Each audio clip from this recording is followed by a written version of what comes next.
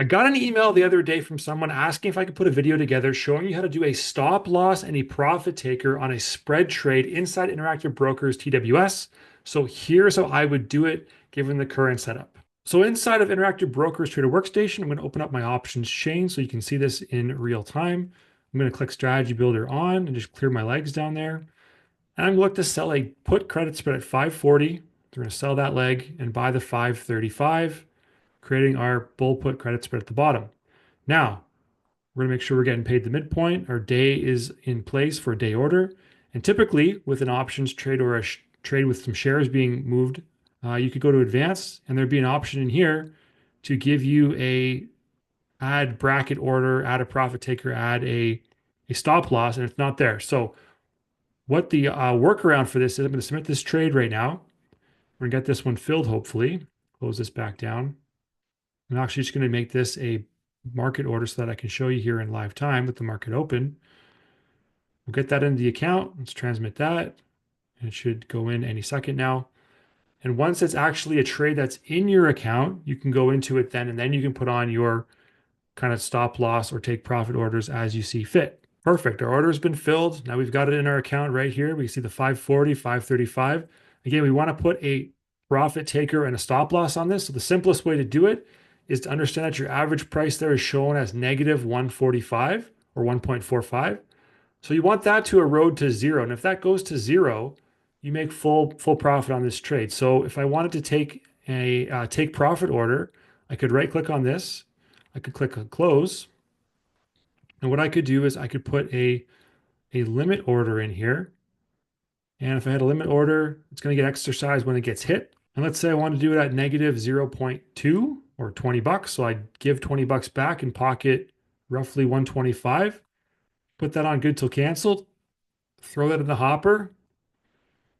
And then that's going to be sitting in there until I either manually cancel it or it gets hit. And the price of this contract, this bull spread contract, hits that negative 0.20, which would mean that it's go from 145 down to 20 bucks. And again, I'd be locking in roughly 120 bucks of profit. And so that's how to do it on the top end if you want to do it for the take profit. The tricky thing here is that when you do this and you try to put a second one on for a stop loss on the downside, it actually kind of gives you this warning. If I do this again, right click and go close, it's going to give you a warning that it's going to cancel all the open orders for this position and it's going to kind of replace them. So what this means is it's only going to allow you to have one of these trades ongoing or outstanding at a time. So either the take profit or the stop loss is what I've kind of determined.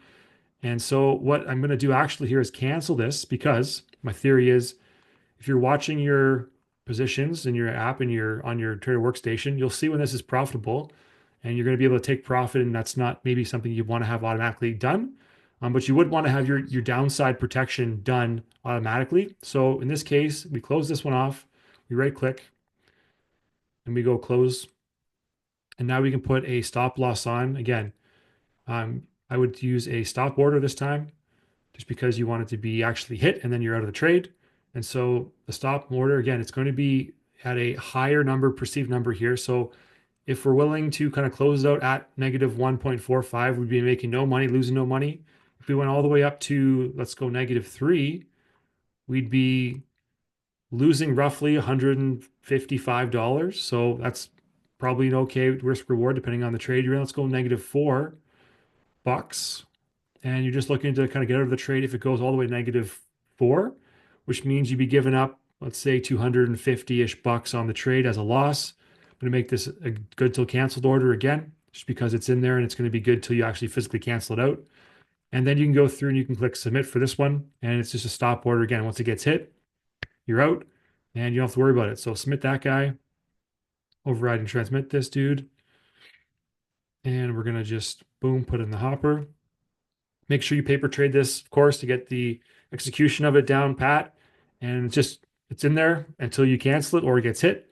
And if your position goes positive, the SPY bull put goes positive, you can just manually close it out by, again, going here, right clicking, closing it off. And then it would cancel this open order. You go and actually close your trade off if you were profitable and wanted to do so.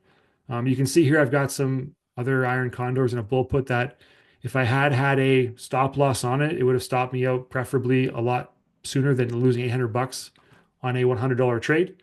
But yeah, so not the most kind of ideal setup, not being able to put the trade on when you're actually making the trade itself. But there is a workaround, and the workaround is monitor the upside, I would say, and have a defined exit for the downside with your stop loss in there and see if that works for you. Again, paper trade it, make sure it makes sense and it works. Hopefully, this answers your question and you use this for your trading moving forward. If you got some value out of this video here today, please subscribe to the channel for more interactive brokers type videos and stock option related tutorials. My name is Andrew. Thank you for watching, and I'll see you on the next one.